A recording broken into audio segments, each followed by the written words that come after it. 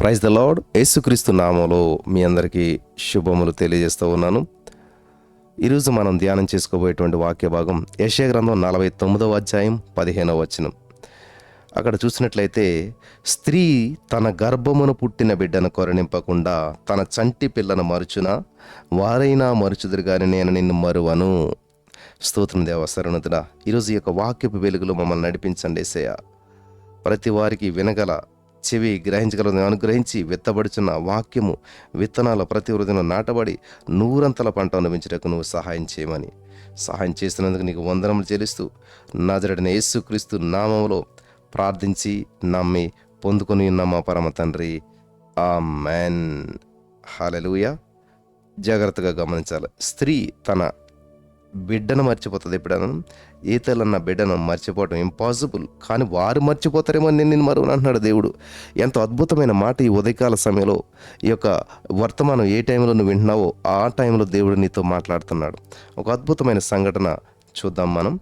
కొరియాలో 1952వ సంవత్సరం మరి డిసెంబర్ మాసంలో చాలా చలిగా ఉంటుంది.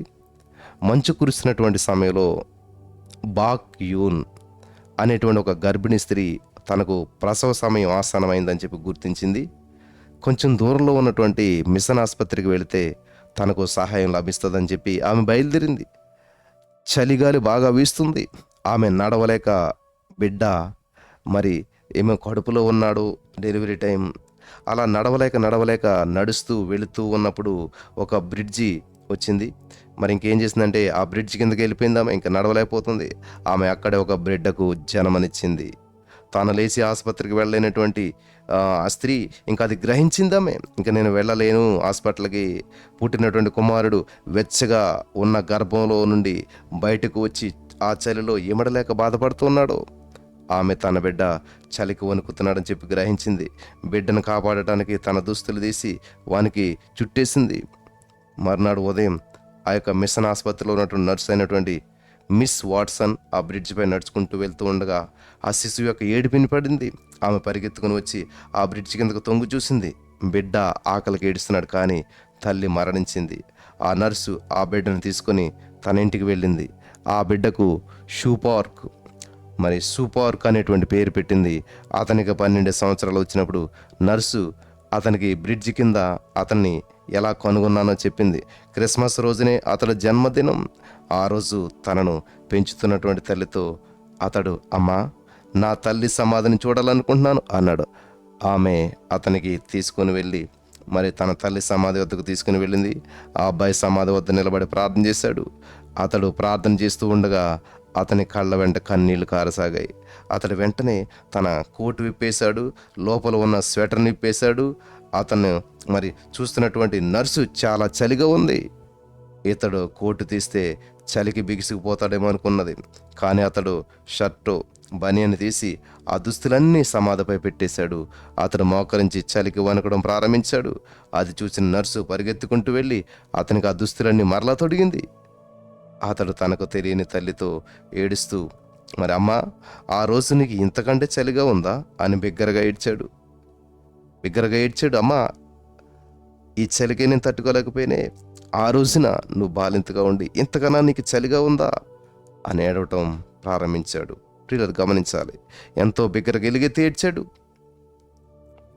యేసుక్రీస్తు ప్రభువు ఈ లోకానికి వచ్చినప్పుడు పరలోకంలో తనకున్నటువంటి రాజవస్త్రాలను తీసివేసి సామాన్యునిగా ఈ లోకంలో ప్రవేశించాడు. ఈ లోక ప్రజలకు రక్షణ ఇవ్వాలని చెప్పి ఈ లోకంలోనికి ప్రవేశించాడు. ప్రజలంతా క్రూరత్వము, విగ్రహారాధన, యుద్ధము, రక్తపాతము, ధనాస మొదలైన వాటి చేత నిండిపోయారు. వారిని రక్షించడానికి ఆయన తన మహిమను, తన రాజవస్త్రాలను విడిచిపెట్టి మన నిమిత్తమై క్రూరమైనటువంటి శిలువ మరణం పొందాడు. ఒకప్పుడు తన తల్లి తన వస్త్రాలను తీసి తనకు కప్పిందని చెప్పి గ్రహించినటువంటి బాలుడు ఆమె సమాధి ఎదుట తన యొక్క వస్త్రాలు తీసివేసి ఆమె పడిన బాధను తాను ప్రత్యక్షంగా అనిపించాడు. గర్వము, స్వనీత అనేటువంటి మన వస్త్రాలను తీసివేసినట్లయితే మనకు ధనము ఉన్నది, జ్ఞానం ఉన్నది, కానీ ఆయన చెప్పిన ఆజ్ఞను నెరవేర్చడానికి వెనకంజ వేస్తూ ఉన్నాం. ఆయన పడినటువంటి శ్రమల్లో కొంచెమైనా సరే మన శరీరంలో మనం అనుభవించలేకపోతున్నాం. ఈ రోజున చిన్న బాధ, చిన్న కష్టం, చిన్న శ్రమ వచ్చినా ఎందుకు దేవా అని ఎలుగెత్తి ఏడుస్తున్నాం. చూడండి, ఆ చిన్న బిడ్డ ఒక 2 నిమిషాలు కూడా మరి ఆ యొక్క చలిని అనుభవించలేకపోయి బాధపడ్డాడు. కానీ తల్లి నైట్ అంతా ఆ చలిని అనుభవించలేక మరణించింది. ఈరోజు నీ మాటలు వింటున్న ప్రియులరా, యేసయ్య కొరకు నువ్వేం చేస్తున్నావు, ఏం త్యాగం చేస్తున్నావు, ఎంత ఎర్లీగా లేవగలుగుతున్నావు, దేవుని సందులో ఎంత గడపగలుగుతున్నావు. మరి కనీసం ఎర్లీ మార్నింగ్ 4 గంటల లోపల మనం లేవగలుగుతున్నామా? కనీసం దేవుని సందులో గంట సేపు మనం ఎర్లీ మార్నింగ్ లేచి చీకటి ఉండగానే మనం గడపగలుగుతున్నామా? చీకటి ఉండగానే దేవుని సందులో మనం గడపగలుగుతున్నామా? దేవుడు మన కోసం చేశాడు, ఎంతో త్యాగం చేశాడు. ఆయన చీకటితోనే పెందరగడలేసి ప్రార్థించాడు, ఆరణ్యానికి వెళ్ళి ప్రార్థించాడు, రాత్రంతా ప్రార్థించాడు, అనేక శ్రమలు, నిందలు, అవమానాలు భరించాడు. ఇవన్నీ చేసినటువంటి యేసయ్య కోసం మరి నువ్వేం చేయగలుగుతున్నావు? యేసయ్యని ఏ విధంగా స్తుతించగలుగుతున్నావు?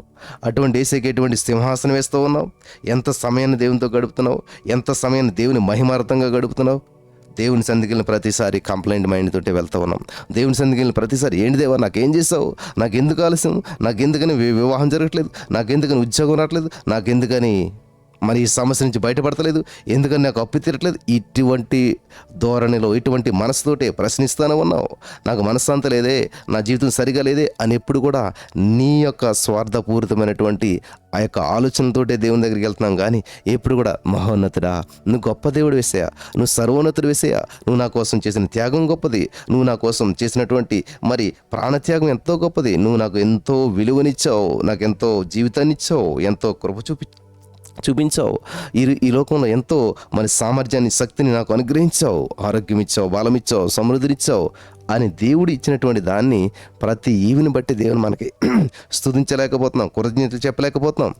కానీ ఈ రోజున దేవుడు మరి ఏం చేశాడనే ప్రశ్నిస్తున్నాం. కానీ ఏం చేయాలి? ఇంకా దేవుడు చేయవలసిన సమస్తము చేసి సమాప్తం అని చెప్పాడు. హల్లెలూయా. యోహాను సువార్త 17:4 తండ్రి నాకు అప్పగించిన పనిని భూమి మీద నేను పరిపూర్ణంగా నెరవేర్చి మహింపరిచాను అంటున్నాడు. ఆయన చేయవలసిందంతా చేశాడు. ఇంకా మనమే దేవుని స్తుతించే విషయంలో బద్ధులమయ్యాం, దేవునికి లోబడే విషయంలో బద్ధులమైపోయాం. ఇవన్నీ చేయలేకపోతున్నాం. పరిశుద్ధాత్మ దేవుడు వెలిగింపునిచ్చి ప్రశ్నించే మనస్తత్వాన్ని పక్కన పెట్టి ప్రభుకు లోబడే మనస్సును ఇక్కడున్న వారందరూ అనుగ్రహించి నడిపించి బలపరచును గాక. ఆమేన్.